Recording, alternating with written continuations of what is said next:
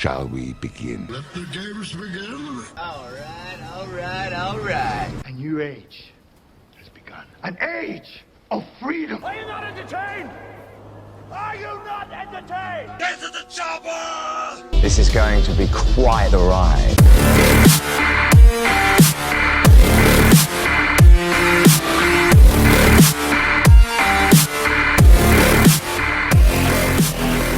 And hello, everybody, and welcome back to the Movie Pit Podcast. I am your host, Christian Renteria. This is the Movie Pit Podcast, where we talk about all of the big breaking movie news items of the week, along with the trailers that came out this week. We have quite a few of those, and the movie news items, and the movies that are coming out on streaming and theaters for all of your viewing pleasures. Off to a great start. You get 1 week off. I take 1 week, and I'm already messing up my own intro. But hello, everybody. Welcome back to the podcast. I apologize for not having a podcast last week. I am getting pretty busy here at work, and obviously February is now here. And obviously it's a shorter month, so it's going to be a little more crazier for me. But and then I have a trip at the end of the month, but I'll get to that when we cross that bridge. But yeah, welcome everybody to the podcast. I apologize for not having a podcast last week. I will try to make it up to you guys this week with some extra reactions and reviews for movies. I'm going to go watch Moonfall this weekend. Probably will get a podcast on Monday, maybe Tuesday Tuesday by the latest for sure. So I'll be watching that, and then anything else that comes across my way, I'll definitely review for all of you. Definitely one movie that I will be reviewing, or two movies actually I'll be reviewing, are from movies we're going to talk about this week on the podcast. But before we get to all that, there is one particular movie news item that I want to talk about that came out last week that I was very excited for, and it's fairly, it's kind of old news now because it came out last week, but Mortal Kombat is getting a sequel, which I'm very excited about, and a lot of people seem to be very excited for it too. Jeremy Slater, he is the head writer on the upcoming Moon Knight TV series on Disney Plus. He also wrote the Umbrella Academy for Netflix. He's taking over writing duties, but no other details were given. Returning cast, director, anything like that. They already switched up the writer. Maybe they'll switch up the director. Who knows? I'm assuming that the surviving cast that was in the first movie will be coming back, of course, with some new fresh faces as well. But I just wanted to mention that because sequel news, we have some sequel news later this week that we'll talk about a little bit later that some people seem to be very happy about and some people seem to be very mixed about. But we'll, again, get to that when we get to it. So let's talk about the trailers this week with some trailer talk. Coming soon to theaters. First trailer we're going to talk about is very quickly for a trailer called After Yang. This is a new A24 movie. It will play in theaters and will stream on Showtime at the same time. It is set in a world where androids with human feelings, emotions, and memories can be bought to be house helpers. We follow one family in particular with an android named Yang, who is played by Justin M. Min from the Umbrella Academy, who belongs to Colin Farrell's family, who bought him to be a companion for his and his wife's adopted daughter. When Yang malfunctions, Farrell's character desperately searches for ways to fix him. There's a lot of cool shots in here. I don't want to, go too deep into it, but there's a lot of some interesting stuff that pops up in here.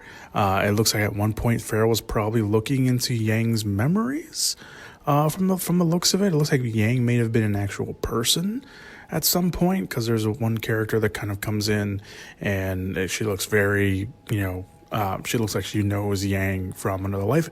She doesn't look like an android, or she doesn't appear to be android-like, so I don't know.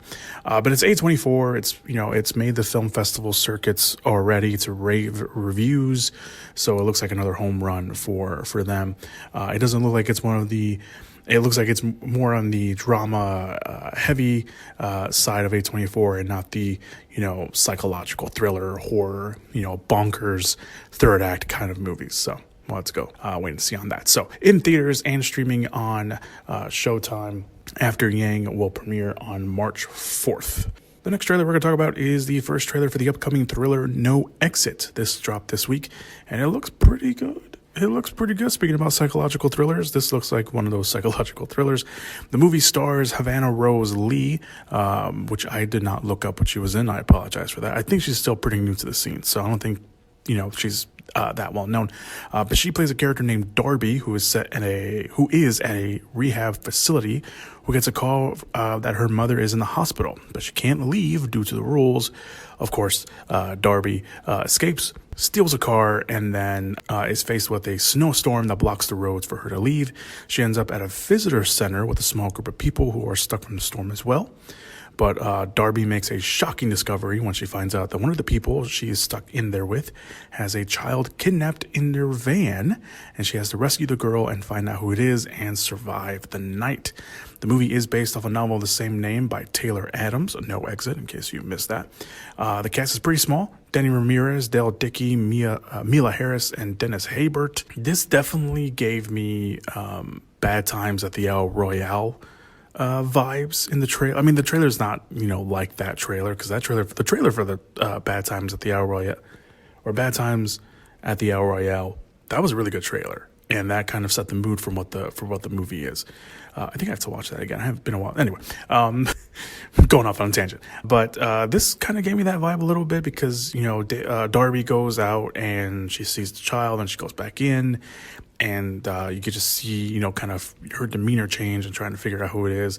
There's someone there who clearly looks like it could be the person that kidnapped her. And then there's Dennis Haybert, who is just, he's just always cool. And he's kind of playing that guy. And I think he has his wife or someone there. And then there's this other guy who's out there. So we don't know who it is. But either way, this looks pretty cool. This looks pretty good. I think the first time I heard about it was a few weeks ago, maybe something along those lines. A few weeks ago, where they showed like images and stuff, and then they said they were gonna put it up on Hulu. So I knew nothing about this movie before that, and then now the trailer's out. So I'm really excited for this. No Exit will come out on Hulu on February 25th. I'll definitely probably watch this and review it here on the podcast because the trailer really dug me in for that, so I'm looking forward to that. So there you go, that's No Exit. The final trailer we're going to talk about this week is the big trailer that dropped at the beginning of the week, and that is Netflix finally dropped the official trailer for the new Texas Chainsaw Massacre. The movie is a direct sequel to the 1974 film, and we'll see a group of teens traveling through Texas who end up in the path of Old Man Leatherface. Yes, it is a direct sequel to the very first movie, very much akin to a lot of the horror movies nowadays, Halloween, Scream, Ghostbusters, although not a direct horror movie, but, in that same vein.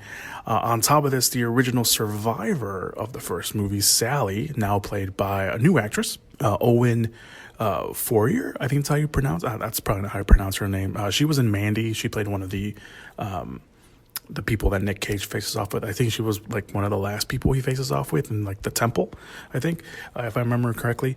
She's replacing Madeline Burns. She's pulling pretty much Sally, the character, is kind of pulling a Laurie Strode because she's going to come back and she wants to go up against Leatherface, the man who, of course, murdered all her friends in the original movie. And she's like the survivalist. She has like shotguns and everything. And she kind of has a very similar line to Laurie, saying she's been, she's waited all these years to face him. So, there is that. It looks like the movie will have, of course, I mentioned teens earlier. Sarah Yarkin, sorry, I don't know why I butchered her name. She was in Happy Death Day 2. She played one of the quote-unquote scientists in the movie, and Elsie Fisher from 8th Grade is in there. They play sisters in the movie, and they with a barrage of people. I don't know what's really going on. Looks like they end up in like this ghost town almost, and they say they're going to take it over. I don't know what's going on, but they show up, and of course, Old Man Leatherface comes a knocking with his chainsaw and starts killing everybody. And it looks like there's going to be a complete massacre in a bus. If you haven't watched the trailer and your only description of this of the trailer is me, there's a scene on the bus. Leatherface shows up, and of course, in a very this could have been so cringeworthy scene, there's one guy who says, "Try anything and you get canceled," and Leatherface just revs up his chainsaw, and I'm gonna assume proceeds to just slaughter everyone in there. But there you go. The movie will be directed by David Blue Garcia, who directed a movie called Tejano, which is kind of his only real big movie. I guess this is what won him over. This is what won over the producers of the movie. One of the producers of the movie is Fede Alvarez, who of course directed the Evil Dead movie. He also directed Don't Breathe. So I guess he watched that and was very excited, or liked the prospect of what he was doing, and decided to hire him. Texas Chainsaw Massacre will stream on Netflix on February 18th. This will also probably be another one that I'll be watching and reviewing on the podcast for you guys. I don't know. I didn't know this because Netflix movies are kind of secretive in their own way. Netflix does a very poor job, unless it's like a big budget movie that they produced and are very, very proud of. They will promote that movie, but any movie that they buy, like they bought this movie and they're going to stream it on there. But Netflix does a really bad. I mean, again, Netflix, great streaming service. A lot of content, tons of content on there. But when it comes to promoting their movies, sometimes they're not very good. Unless it's, again, something original that they've done. Netflix just released, the day I'm recording this today, on Thursday, they released the trailer for, kind of like what they did last year, where they showed little bits of all the movies that are coming out for the rest of the year. They released their trailer today of that. And it's all original stuff that they are making for themselves, that they produced through the Netflix system and didn't buy off another studio that already completed the movie. So, there is that. But I don't know. There's like this massive discourse over the movie online already, because I guess some of it leaked, or like story details leaked, and apparently people are not happy about the movie whatsoever. Some people are saying that it's also a really bad movie, which is why the studio that originally made it, I don't even know who originally made it, I didn't write that down, apparently was okay with selling it off, and Netflix bought it up because they're like, yeah, we'll take it, we don't care. So I don't know. Apparently some people don't like the fact that the movie was filmed in Bulgaria. I don't know why people are upset about that they filmed it in Bulgaria and not, it's not like the original movie was also shot in Texas, but whatever. I don't know. As for the movie itself, is what I was trying to say. I got kind of lost myself there. As for the movie itself, it looks fine. I don't know. I mean, I'll be honest. I haven't seen any of the like recent Texas Chainsaw Massacre movies. They just didn't interest me. They didn't look that good. I heard what happened in Texas Chainsaw 3D, and I died a little bit when I read what happened, because I'm just happy that I didn't see that movie, but I'm sure it's good. I don't know. I just if you're a fan of it, I'm not bashing you or anything like that. I haven't personally watched it. But the Texas Chainsaw Massacre movies, they have a very special place in a lot of people's hearts. And there's like so many different timelines. There's so many direct sequels to the first movie that this is just adding to the list. And I don't know, like people were just like, like in one of the movies after this, no, I think it was one of the original movies. I think it was like part 2 or part 3. They mentioned that Sally passed away. So that timeline's erased. There's all these other timelines or, movies that pick up right after the first movie or years after the first movie. None of those matter anymore. So I don't know. Will it be good? Who knows? Obviously I'm going to watch it because I like horror movies and it's on Netflix and it's easy to get to. So there you go. Those are your trailers. Like I mentioned, did I mention? Yes, I did. I think I did mention Texas Chainsaw Massacre will stream on Netflix on February 18th. So all those trailers are linked down below in the description/show notes area if you want to watch them for the first time or if you want to watch them all over again. They're right there for you guys. All right, let's get to this week's movie news items of the week. All right, so first up, we're going to talk about 2 years ago, it was announced that a 5th Insidious movie was going to happen, but it's been rather quiet on any updates since that happened until this week, because apparently the star of the first 2 movies, Patrick Wilson, revealed while doing press for his new movie Moonfall, which we'll talk about a little bit later, says that Insidious 5 is gearing up to start shooting this spring. Yes, there are there are 4 Insidious movies, and there's going to be a 5th one.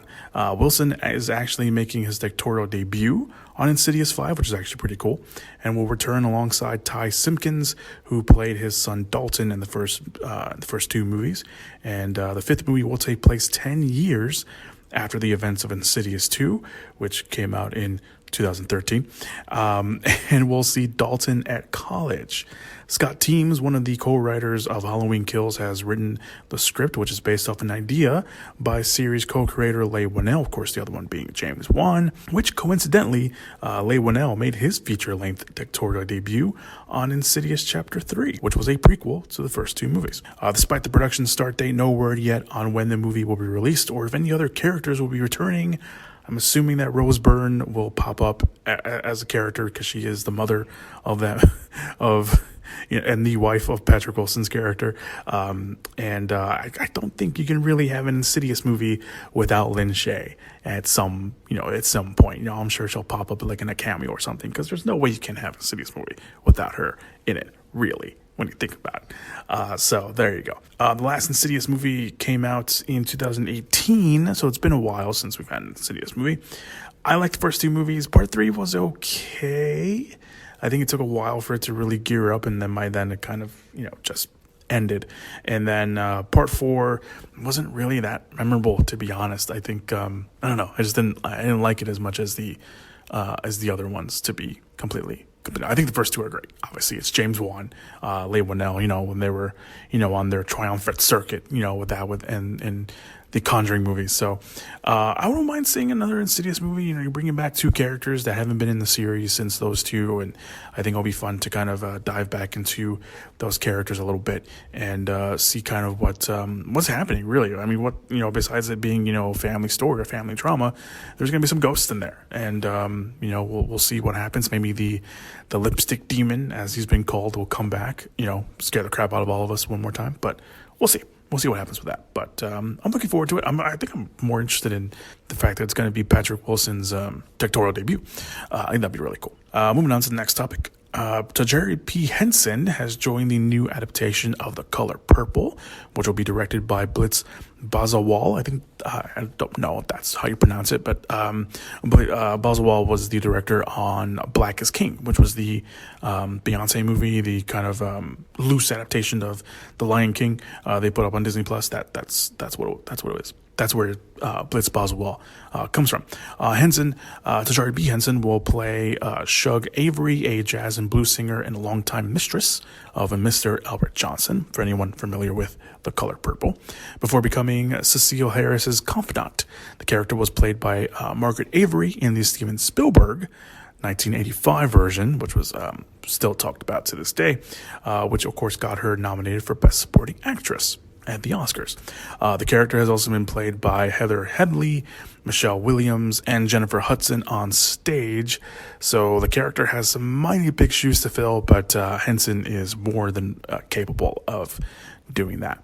Henson now joins Corey Hawkins from Kong Skull Island and recently In the Heights as Harpo Johnson, and musician actress Her will be playing Squeak. I am not seeing The Color Purple, so I don't know who those characters are.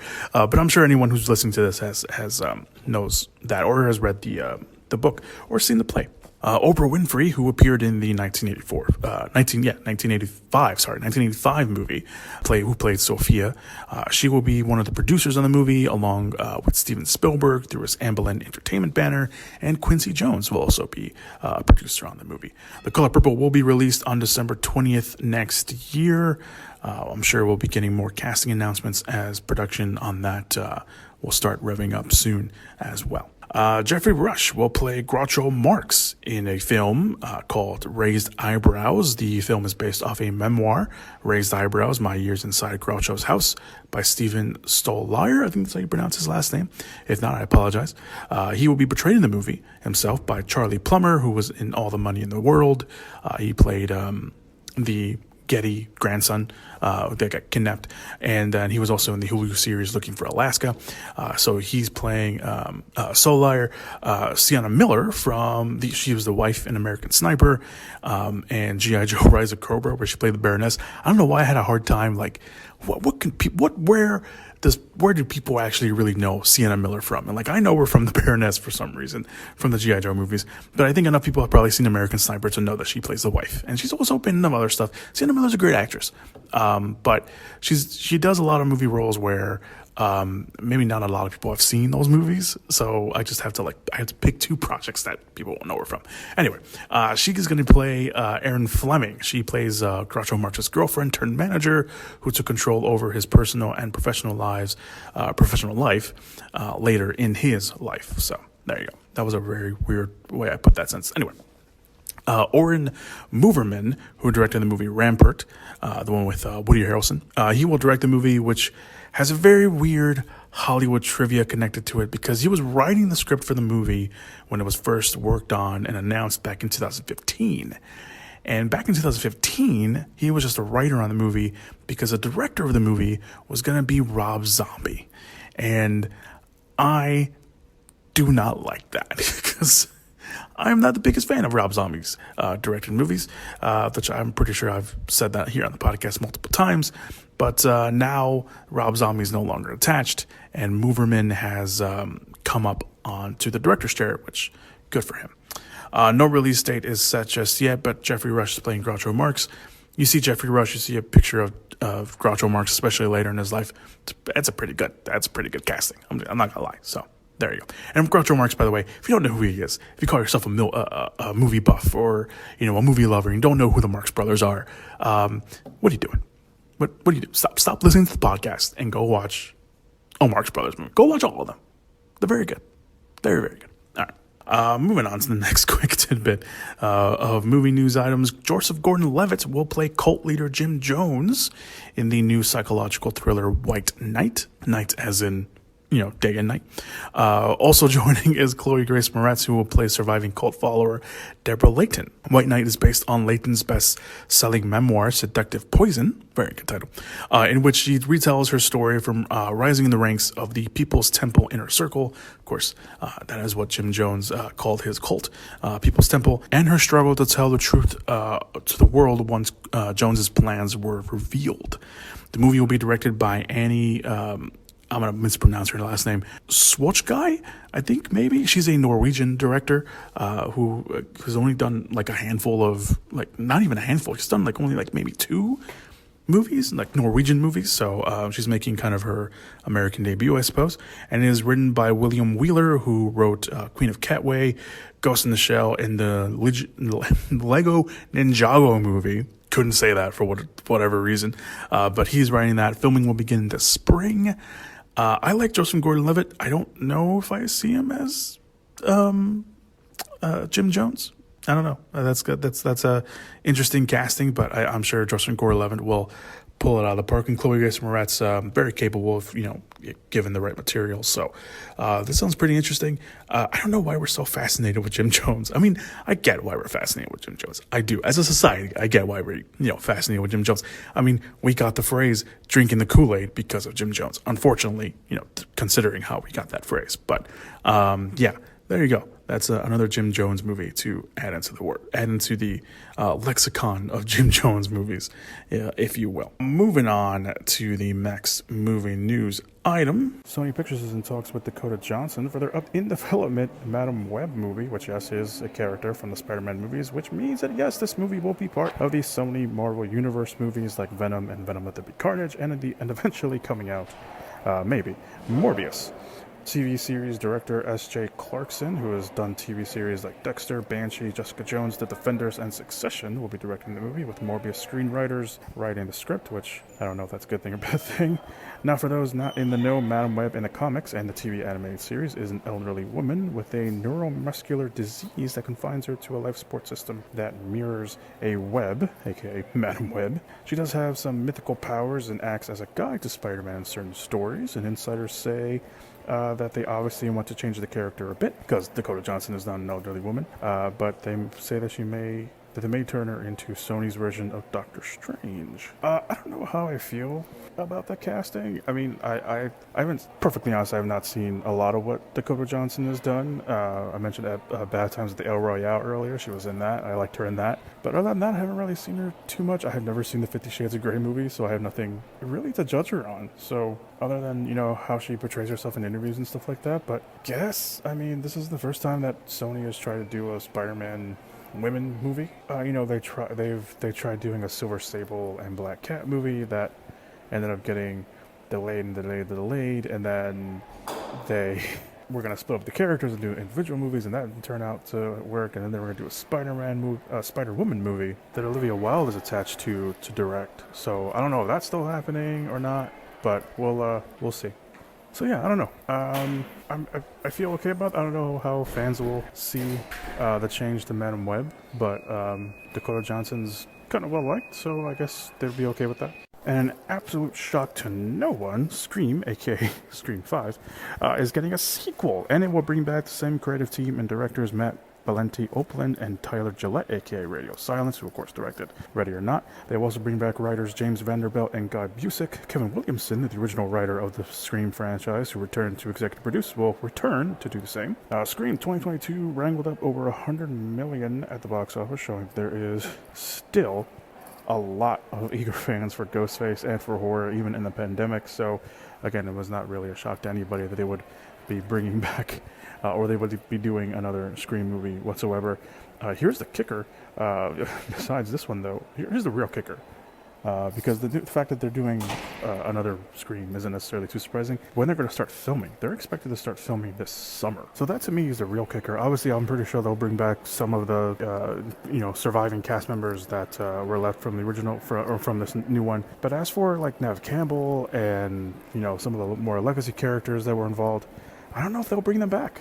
I don't think it's necessary now to bring them back. I think you establish the stars and then for this new series that we have, and I think that's more than enough. And bringing in new characters, I don't think bringing them back would necessarily be a priority. I think the Sydney story has kind of run its course, and she's been through a lot. There's no reason to put her through more. But yeah, I'm looking forward to it. I did watch the new Scream. I don't think I mentioned that on social media. I did watch the new Scream. It was fine. It wasn't bad. It wasn't excellent. It wasn't great. It was fine. I did like it. There was a lot of things that I did like, and there was some things that I didn't like. And I think it was a good mix. I think it was a good mixed bag of good and bad. Or not bad, but kind of missteps that for me anyway. But I didn't mind it. I thought it was great. Or that was good, not great. I just said it wasn't good. It was good. It was good. I would recommend it if you're a Scream fan. I would even recommend it if you were on the fence about it. But yeah, go give it a shot. Go give it a try. I think it's pretty good. If you're a real fan of the Scream franchise, I think there's enough nostalgia and Easter eggs for you guys. If you're not a fan, then I don't know. I don't know if you'll like it or not. All right, those were all your big movie news items of the week. Let us move on to the movies that are coming out in theaters this weekend. Let's all go to the lobby. Let's all go to the lobby. Let's all go to the lobby to get ourselves a treat. There's only two real big movies coming out this weekend, Jackass Forever and Moonfall, both of which will be hitting theaters. I couldn't find anything streaming-wise. If there is something, I missed it, and I'm sorry for that. Apologies for the background noise. I am recording. I did mention, I'm pretty sure I mentioned this. I was recording at work, and this little section here is being recorded somewhere else. Obviously, more busy. But yeah, Jackass Forever, obviously the next Jackass movie. Apparently the final one, maybe? I don't know, maybe if, they got one more go in them, if this makes enough money and they want to do one more. Moonfall. Roland Emmerich, End of the World. I mean, what really more do you want? It's going to be probably the ultimate turn off your brain and enjoy, this trashy movie. So you got that going for you. And that's it, everybody. Thank you guys so much for listening to the podcast this week. I very much appreciate it. I apologize for the audio issues this week, potentially. I think maybe in this second part. Yeah, I think you'll definitely notice where I moved rooms and when I stopped recording and when I didn't, or when I was originally recording and when I, recorded this little part. So I apologize for that. But thank you guys so much. Everything you need is down below in the description show notes area. I appreciate you guys, and I will see you guys next week. Go watch some movies. Whoop whoop! Yeah! Give it up! Movies!